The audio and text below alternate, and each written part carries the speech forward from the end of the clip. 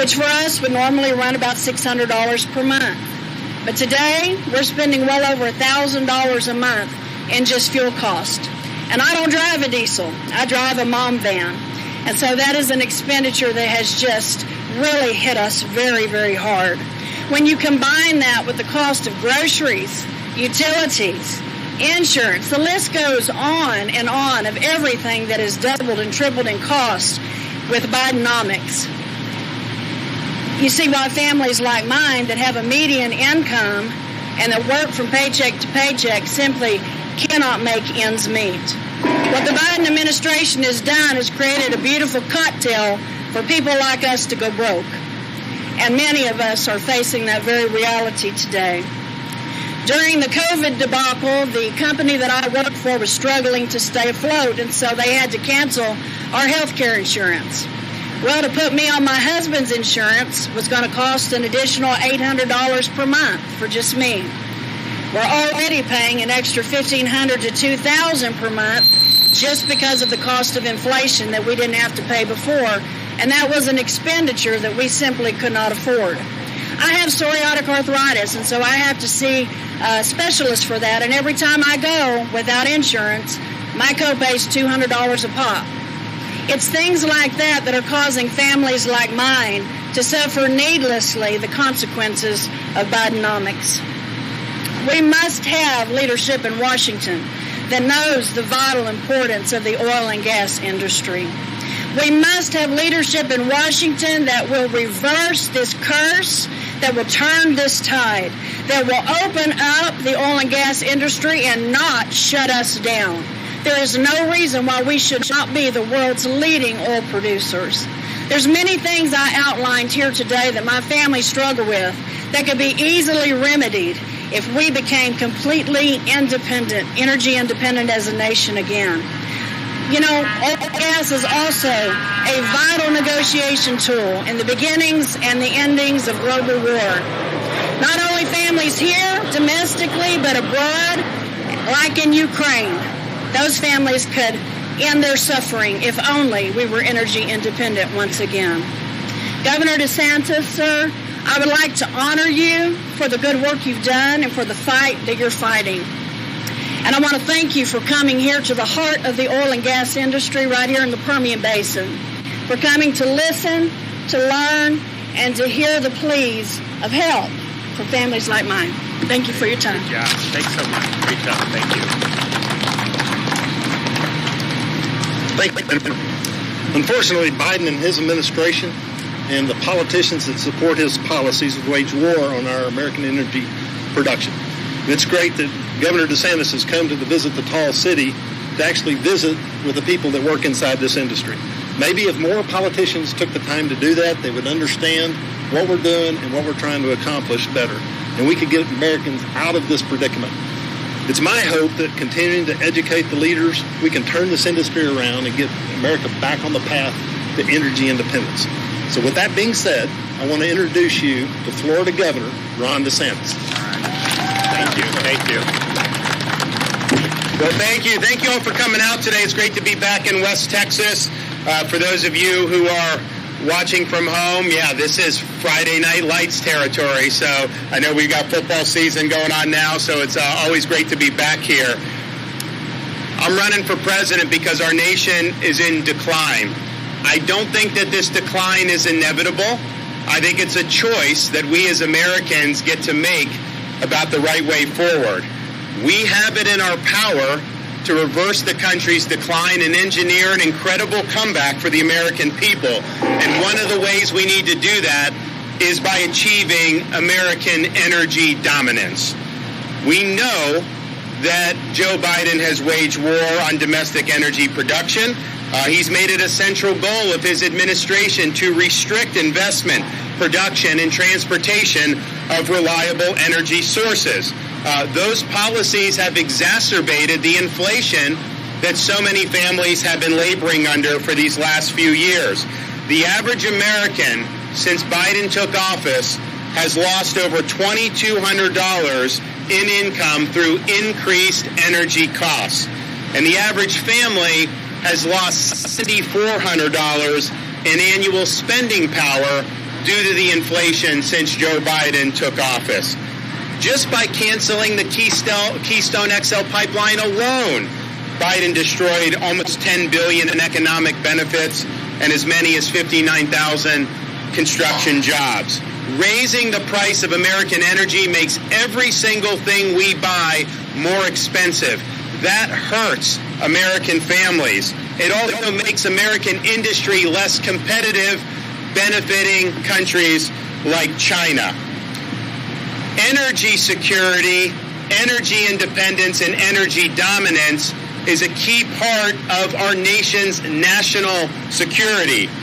We have the cleanest and most advanced oil and gas technology in the world. Instead of relying on American innovation and our environmental stewardship, the Biden administration has sought deals with hostile nations such as Venezuela. That is unacceptable. Around the world, our influence is waning. Russia is exporting record amounts of energy. That is giving them the fuel to wage war in Ukraine. China has not only built up energy reserves in record amount, it has secured control of vital minerals and transportation depots all around the world. As president, I will restore America's energy independence. We will use our energy dominance to deny our enemies revenue. We will bankrupt their ability to threaten America, and we will help our allies become less reliant on our adversaries. You've seen the political left block infrastructure projects like pipelines that now has resulted in much of the northeastern part of the United States relying on imported gas for their needs, including for a brief time, even from Russia itself, instead of the nearby energy superstate of Pennsylvania, home to the Marcellus Shale. Instead of liberating the American oil industry to increase production, the Biden administration has throttled the industry and drained our strategic petroleum reserve to the lowest level it's been in 40 years. And they even sent some of it to China, of all countries. And then they begged the Saudis to keep gas prices low until after the midterm elections. We have it within our power to utilize our own resources so that we can lower gas prices for our own people here in the United States. We can lower costs for our own people here in the United States. We are not, when I'm president, going to beg foreign nations for oil. We're not going to send our reserves to hostile nations like China. We'll restore the strategic reserve as our gas prices come down, and we'll work with Congress to ensure they're only used for real emergencies going forward, not for self-created political emergencies in advance of a midterm election. Now, what has Biden done? The centerpiece of their agenda is called the Inflation Reduction Act. But even President Biden himself admitted that that name was absurd. It has not reduced inflation in any way, shape, or form. It provided massive subsidies for so-called green energy products. It will not prevent the worldwide rise of net emissions. In fact, Asia's increase in emissions will make up for 10 years of U.S. reductions in just 2 years. And while the left shuts down our plants and slows our oil and gas production, China is authorizing 2 new coal-powered plants every single week. Even worse, the Inflation Reduction Act doesn't have a time limit and doesn't have a dollar limit. This thing is really, really costly for the American people. One analyst estimated the subsidies could reach $1.2 trillion over 10 years. That is triple the original estimate. And oh, by the way, last time I checked, this country is in $33 trillion in debt. Maybe we should try to reverse that for a change instead of adding it like we were doing. The subsidies are going to drive inflation higher. It's not going to help with interest rates, and it's certainly not going to help with our unsustainable debt levels. Already, more than 60% of the $110 billion invested in these projects under the Inflation Reduction Act of the past year have gone to companies based overseas. And at least 10 of the top projects representing $8 billion in investments involve companies with strong ties to China. At the same time, they're bankrolling the Chinese green energy industry. The Biden administration has sabotaged several U.S. mining projects that would help domestically source critical materials necessary for many of these technologies, including electric vehicles. We don't want to mandate electric vehicles, but if people are producing them, wouldn't you rather get these critical minerals here in the United States? Right now, China produces 60% of the world's EV batteries, and they control 85% of the processing capacity for the rare earth metals they require. We could do something about that. Joe Biden is slamming the door to that. And so even as he puts the kibosh on us being able to develop those key resources, he's trying to mandate that most of our new cars are electric vehicles by the year 2032. Even though these vehicles are more expensive for Americans and they're undesirable for many Americans. He's even targeting gas stoves, appliances, and outdoor equipment that Americans across the country rely on each and every day. And of course, at the same time, the left targets the combustion engine. They issue regulations like the Clean Power Plan designed to shut down the power plants that generate the electricity in the first place. So here's what's happening. On January 20th, 2025, there's going to be a new sheriff in town. As your president, I will restore our freedom to fuel. I will ensure that the United States of America is the dominant energy producer in the entire world. I will ensure that this country does not have to rely on hostile nations for its energy needs ever again. We will lift the Biden EV mandates and other standards. We will eliminate subsidies for EVs, and we will support Americans' right to drive the cars they want. In short, we will save the traditional American automobile. We will repeal Biden's Clean Power Plan and his rules targeting gas stoves, furnaces, and appliances on day one. In Florida, we made gas stoves tax-free. So we're not like California and New York. They're trying to eliminate it too. We want you to be able to use what you want, and we'll ensure that applies nationwide. We will oppose all policies that increases America's energy reliance on the Communist Party of China. We will not rely on unproven technologies that lead to blackouts or succumb to unfounded mandates that burden hardworking families. We need reliable energy in this country. In the state of Florida, we have the hurricanes come through. We just had one, Hurricane Idalia. We had a record-fast restoration of power for the Floridians that had their power knocked out. I think it was within a week or 10 days after the storm hit, there was a higher percentage of Californians without power than Floridians, and that's because of the policies they've done that have engineered these things like rolling blackouts. We can't have that. I can tell you when disaster strikes, when you need to get people's electricity back on, I can't rely on windmills. I need oil and gas to get the job done, and that's exactly what we do in the state of Florida. This is all part of an agenda to control you and to control your behavior. They are trying to limit your choices as Americans. They're trying to circumscribe your ambitions. They are even telling our younger generations have fewer children or not to even have children on the grounds that somehow children are going to make our climate and planet unlivable. That's wrong to say, and it's a tragedy that they're saying it. But make no mistake about it, we've seen a concerted effort to ramp up the fear when it comes to things like global warming and climate change. For example, the Oxford English Dictionary noted that between 2018 and 2020, the use of the phrase climate crisis increased 20-fold, and the phrase climate emergency 76-fold, making it their chosen word of the year in 2019. Now, this is driven by ideology. It's not driven by reality. In reality, human beings are safer than ever from climate disasters, as the death rate from climate disasters has declined by 98% over the last 100 years. And the number one reason for that is people that have had access to reliable electricity and power. Now, we've seen what happens when policy making is simply subcontracted out to so-called experts during the COVID-19 pandemic. Those experts would have had us locked down indefinitely.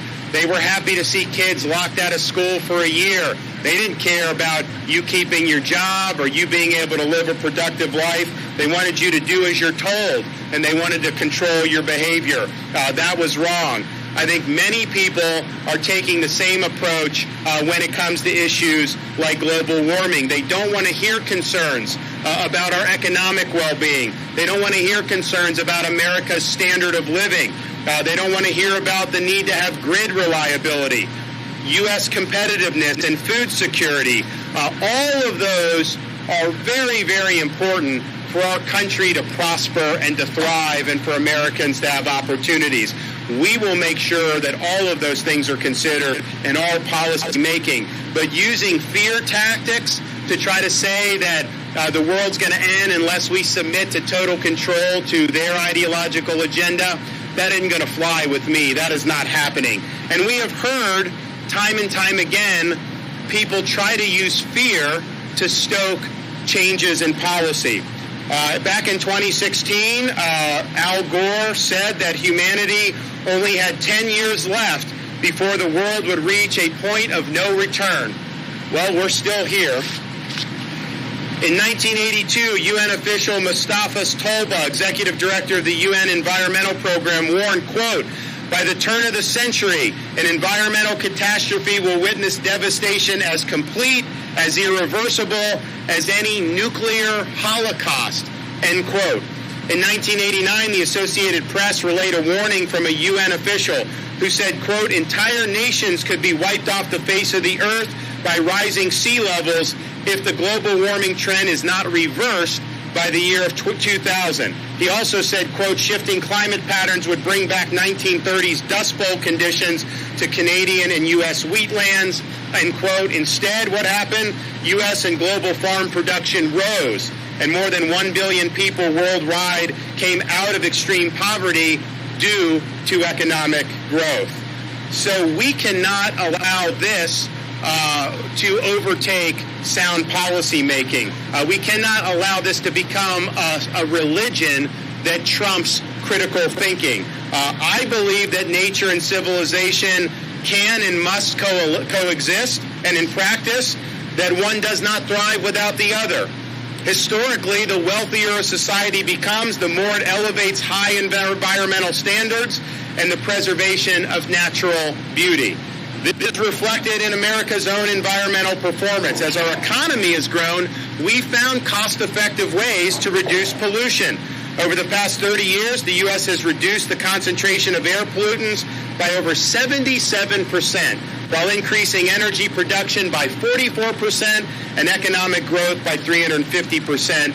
The shale revolution and the expansion of natural gas has allowed America to reduce emissions by more than any other country over the last 12 years, while adding an estimated 1.5 million jobs to America's manufacturing sector through lower energy costs. In the state of Florida, we've witnessed a massive reduction in emissions, and that has been driven almost entirely by the use of natural gas. And if you want to be somebody that wants to see emissions worldwide decline, then you should be in favor of creating and producing more natural gas here in the United States that can be exported all around the world, particularly to these developing countries. That will reduce global emissions more than any so-called green energy project could ever hope to do.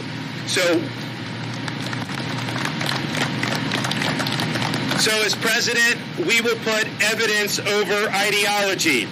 We will remove rules, regulations, programs, personnel, and funding that are driven by ideology and so-called left-wing environmental justice. They're not going to get your money as taxpayers to pursue an agenda that you very well may disagree with. We're not going to reward the groups who've been most responsible for picking up the works and preventing progress on infrastructure, and we see so much of our infrastructure has decayed as a result of that.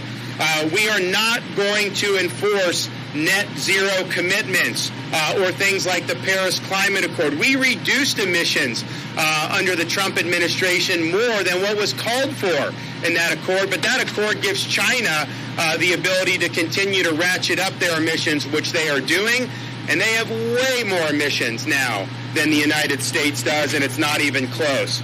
We will also order the SEC to lift its climate disclosure rules requiring companies to track their emissions, hold investors accountable to their fiduciary duties, and divest government accounts and pensions from so-called ESG funds. We kneecapped ESG in the state of Florida since I've been governor, and we're going to kneecap ESG in these United States of America when I become president. We will ensure that science used by government agencies is transparent, reliable, and factors in both human and economic costs in its recommendations. We will repeal the Biden WOTUS rule that he has recently revised, and we will fully enforce the Supreme Court's Sackett ruling. We will also replace the phrase climate change with energy dominance in national security and foreign policy guidance. Energy dominance contributes to our national security. That is what we must achieve, and that's what we will lay out in those key documents. So I will be a pro-energy American president because I'm pro-civilization, I'm pro-development, I'm pro-individual, and I'm pro-environment. High energy prices are the enemy of the poor. Energy goes into nearly everything bought and sold in the economy, so higher energy cost translates to higher prices all across the board.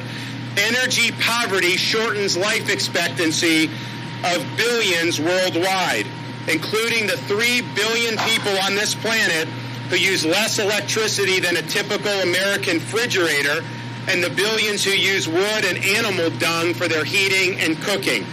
I'm going to do everything in my power to ensure America plays a part in fixing this problem by increasing American energy exports and encouraging the expansion of cost-effective energy around the world, instead of making the problem worse by telling poor nations not to use fossil fuels that offer their only realistic pathway out of poverty for their people. Abundant, affordable American energy makes us more resilient for what may lie ahead. Energy development, mostly from fossil fuels, but we welcome other sources as well, has helped reduce climate-related disaster deaths by fueling heating and air conditioning, electricity for hospitals, powers irrigation systems that alleviate drought, makes for more resilient shelter, and fuels our storm warning systems. We know this in Florida for a fact because we use that every day. Today, it is the political left in places like California who slow our progress by, for example, failing to prepare for droughts and wildfires. On day one, I'm going to order relevant federal agencies to establish forest management and water retention plans to limit wildfires and to limit droughts. These are man-induced disasters because of bad policy. We will reverse those policies and we will get it right. So the American energy sector fuels our way of life. Obviously, we see transportation, we know daily electricity, but you also have the oil and gas sector that is essential to producing everything from fertilizer to pharmaceuticals, even to bulletproof vests. Reducing our domestic energy supply does not reduce our energy needs. It just shifts our energy consumption to more expensive, less reliable, and less clean foreign sources of energy.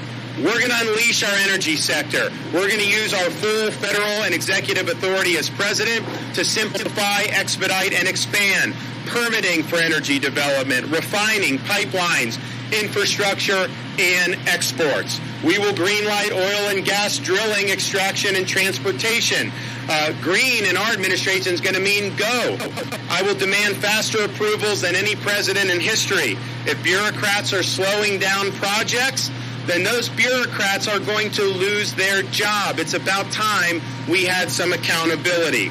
Hardworking Americans are going to have great jobs by rebuilding this nation's energy infrastructure. We'll also work with Congress to prevent abusive litigation by groups that slow down energy and infrastructure projects for years, sometimes even for decades. We're going to prevent tax dollars from flowing to these groups and require plaintiffs to post bond or pay compensation for project delays based on spurious litigation. We'll reduce time and duplication in permitting and ensure coastal states like New York no longer have veto power over energy projects in Middle America. We're also going to take the shackles off nuclear energy. It's cheap, it's clean, and these days it's safe. But because of the federal government, this industry has been sitting idle for decades. If you believe in reducing emissions, then you should want us to have expanded ability to do safe nuclear. Now, together, these policies are going to fuel a manufacturing renaissance in the United States. It will create a lot of jobs. It will reduce inflation. It will reduce gas prices for Americans. It will help revitalize communities. It will strengthen our economic security. And most importantly, will improve the standard of living for the American people. Things will not just be made in America again. Things will be powered in America again. Now, the security of our energy supply and power grid is also a matter of our national security. Fuel shortages and blackouts cause death, and they cause chaos. It is unacceptable to have electricity shortages or grid failures in America in the 21st century. Now, after 50 years of subsidies, solar and wind energy still provide only about 6% of U.S. energy. Since large-scale electricity storage is, at current time, cost prohibitive, they require backup from reliable sources like natural gas, coal, nuclear, and hydro. I will instruct my administration to prioritize the most reliable energy at the cheapest cost. We will work with states to defend our grid against blackouts, cyber attacks, EMP attacks, and natural disasters. Lastly, I'll greenlight oil, gas, uranium, and critical mineral mining and development on federal lands, and issue an emergency order to establish a domestic, friend-sourced and refined critical mineral strategic reserve to immediately reduce our reliance on China. And really, if you're going to try to force, as Biden is, these car makers to do more and more electric vehicles, you should be supportive of wanting to mine these important minerals here in the United States. We cannot rely on the CCP for things any longer. Look, I know there's a lot of pessimism out there. Seems like there's a lot of things that have gone wrong with our nation over these last many years. But I'm optimistic because as a nation, we're blessed with everything we need. We have the people, we have the natural resources, and we have the Constitution and the ideals on which we were founded. The only question is whether we will have the will to get it done. We need to have the will to reject the ruling class's agenda, and we need to make Washington work for the American people once again. So we will choose Midland over Moscow. We'll choose the Marcellus over the mullahs, and we'll choose the Bakken over Beijing. And so we will also choose critical mineral manufacturing in places like Stillwater, Oklahoma, over some random province in China. Our self-imposed handcuffs on oil, gas, and critical mineral extraction will be removed. The days of rolling blackouts and unreliable grids will be finished. To every American outraged by rising gas prices under Biden, and they are rising, and I think nationally it's coming close to $4 a gallon. Our target goal is 2025. We want that gas at $2 a gallon. We certainly will move in that direction if we implement all these policies, and that is exactly what we're going to try to do. We will reignite American energy dominance, save the American automobile, and assure American energy security.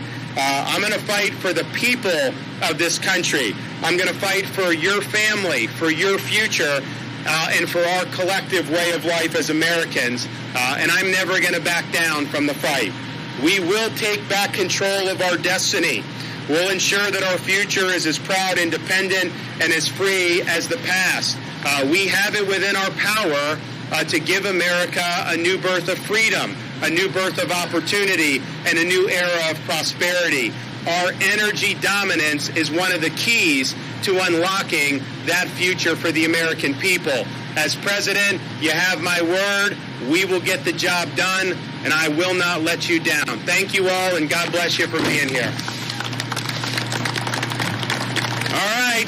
Anyone have any questions? Yes, sir.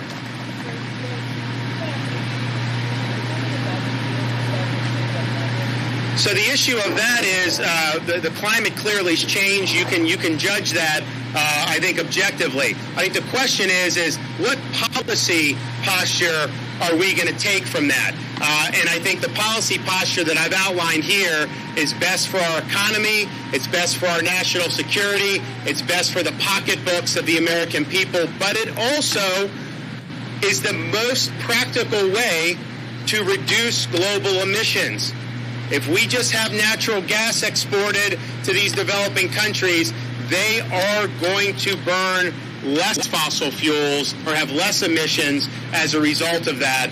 So I think this is the ticket that we need to do. I can tell you in Florida, our emissions reduced not because of mandates. And yes, we do solar, market-based solar. We've got a lot of sunshine in Florida, of course, and that's a part of it. But the main part of it was the natural gas that is much more clean burning than some of the coal plants. And that's what we've got to do. We've got to recognize that.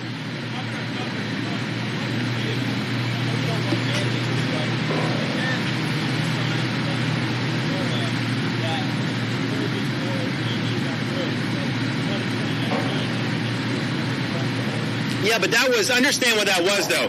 There's no conflict in that. We got money from the Volkswagen pollution settlement. So all the states got money for that. You can only do it, use the money certain ways. So it was use it or lose it. So basically, you could do EV infrastructure, charging stations, school buses. Honestly, the electric buses are very expensive. I would have never used Florida tax dollars for that.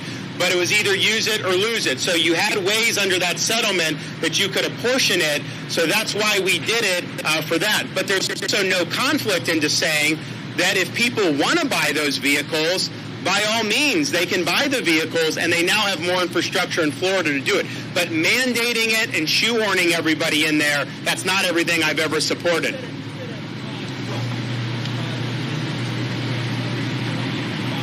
Well, that's true, though. I mean, I think the reality is you have some people that if they don't have easy ways to charge on the interstate or on the Florida Turnpike are going to be less likely to do it. So I think that was just a description of the reality.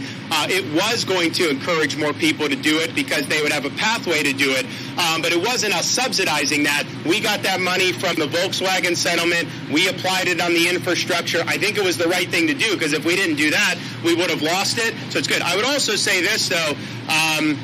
People can do what they want clearly in Florida on this issue, but with the saltwater intrusion and some of these storms, when it does get into those EVs, it has caused some problems with fires and whatnot, and that's something that you don't necessarily have with the internal combustion engine.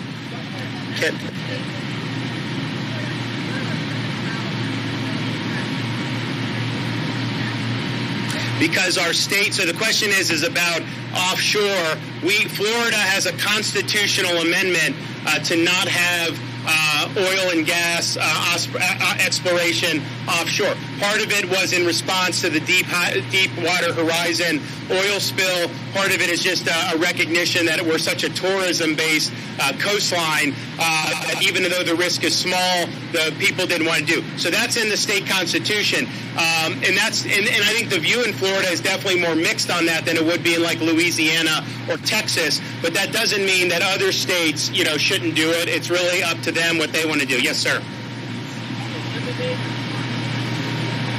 Oh, yeah, I would do that. I think that the functions that were done prior to the late 70s, you need to do the nuclear functions. We would still do those core functions, but I think everything else, it hasn't made us better off energy, and now it really is working against a lot of our key energy opportunities. So I think it's been a bureaucracy that hasn't produced for the American people, and if Congress would be willing to do that, we would make that happen. Yes.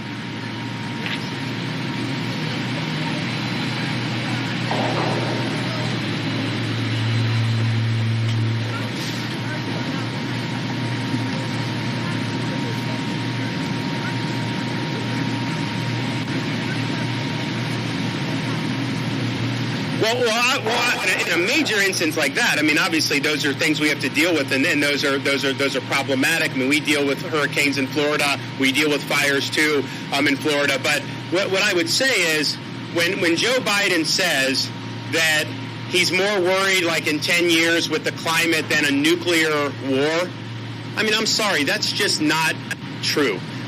We don't want nuclear war. Trust me, that is not going to be a good thing. That devastation would be incalculable. And so I think that it would be better if people, who were concerned were a little more realistic and based in I cited some of these predictions that have happened where they said by the year 2000, all this stuff. And so we don't want to get in a situation where we're trying to ratchet up fear on people like what happened in COVID and like with this. What we will do, I think what I pointed out here is the more abundant and affordable our energy is, the more resilient we're going to be in the face of these natural disasters. I can tell you in Florida, if we didn't have reliable energy, responding to the hurricanes would be so much more difficult. You would absolutely have way more loss of life in these things. And so from that perspective, it's really done. But I don't think it's healthy for leaders to be telling young kids not to have children because of global warming. I think that that's a mistake. I think that that's trying to stoke fear and panic. And it is, there are people that are really concerned, and that is a real fear that's actually been out there. But I don't think that that's been appropriate to try to stoke that. You have to adapt. You have to deal with what comes, but don't politicize it. There are things that have happened throughout all of our history. These hurricanes, and we can go back. I mean, we've had massive hurricanes 90, 100 years ago, the likes of which people would be really surprised about. And so that's just what the facts say on that.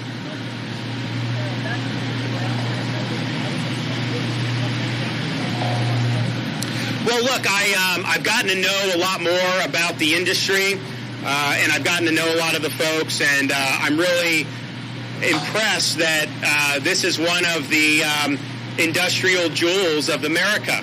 And what is done here is vitally important, not just for our country, but really for countries around the world. So my hat's off to everybody in the industry.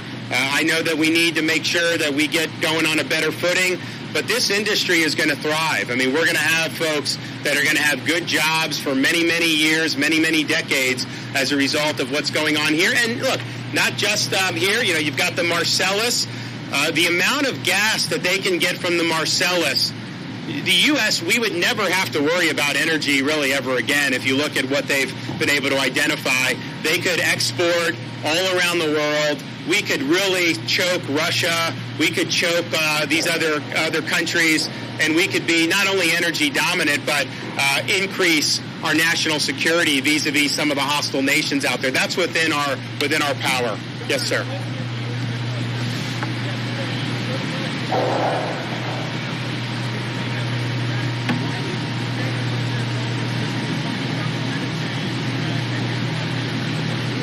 I don't know. I think that's a good question. I was surprised to see that, to be honest with you. Yes, sir.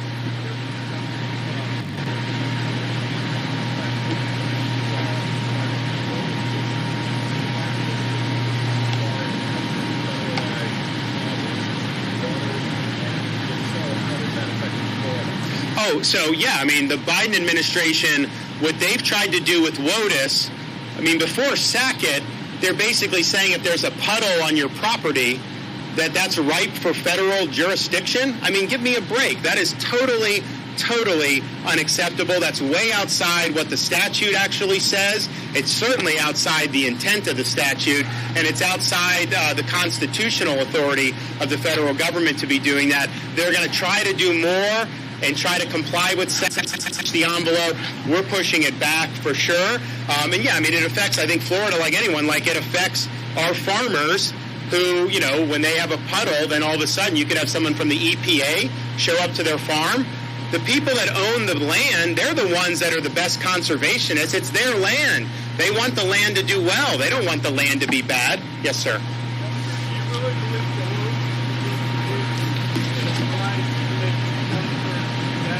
So we've done the calculations. We think we can get close, but I definitely think where it's going 4 and up. I think we can definitely get under 3 and towards 2.